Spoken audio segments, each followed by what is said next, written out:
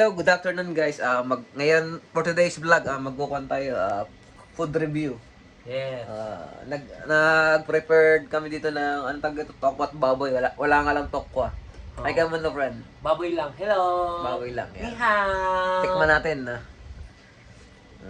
Nga pala, before anything else, OFW kami dito from Taiwan. Hello. Yan. Medyo nakainom na kami Tikman natin yung ginawa natin kuhan, yung tokwat baboy na walang tokwa. Yan, ito. Ayan na. Tikman natin. Tumalon. Tumalon, buhay pa.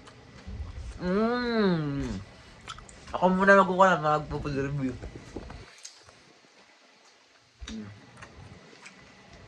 Ayan yung first impression ko napaka-tender ng karne niya. Tamang-tama yung pagkalambot. Tapos yung taste buds po talaga mag-open.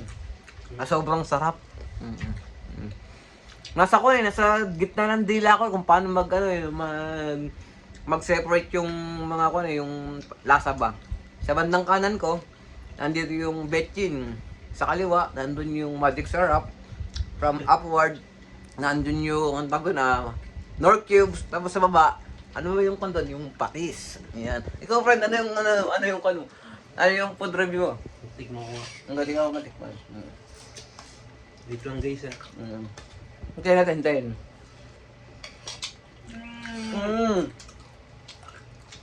Lasang hangover guys. Ano? Lasang hangover. Hangover? Paano mo nasabing hangover? Sa kanan kasi. Liquid seasoning. Sa kaliwa. Yung medyo. Yung witch na rice wine, no? Rice wine, alak pala yan. Sa bandang taas, ano yung panlasa mo? Yung bandang taas. Yung... Gusto ko nang matulog. Pag-gising mo, masakit ang ulo mo. Ayun sa bandang baba. Sa bandang baba, ano yun